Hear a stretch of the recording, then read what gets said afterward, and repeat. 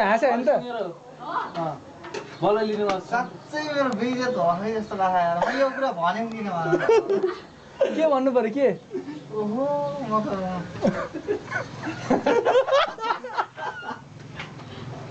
सब character जस्तो लाग्छ खाएपछि त लागिहाल्छ त्यो खाली नखाएको थियो खाँदाखेरि मेकानिजममा छिरिसक्यो क्या अब गर्दै हजुर ओहो अहिले केही भएन है मलाई तिम्रो पनि मलाई पनि ढिस पार्ने लागेको दाइ मलाई अरे मलाई पनि होइन मलाई दाइ मलाई पनि झ्या मजाले भेट्छ तीर्थ प्लिज यस्तो काम म के भन्नु फोटो खिच्न जाने के लामा यार म तपाईँ बिचरा कि बच्चा बिचरा बिचारा म भन न हेरौँ न अहिले सम्झी भिडियो गर्दैन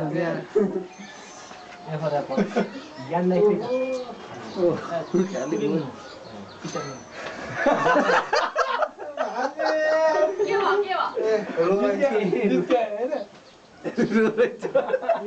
अहिले एकदम ठिक छु है एकदम एकछिनमा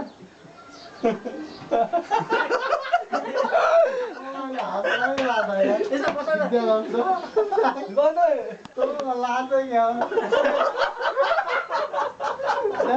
त्यहाँ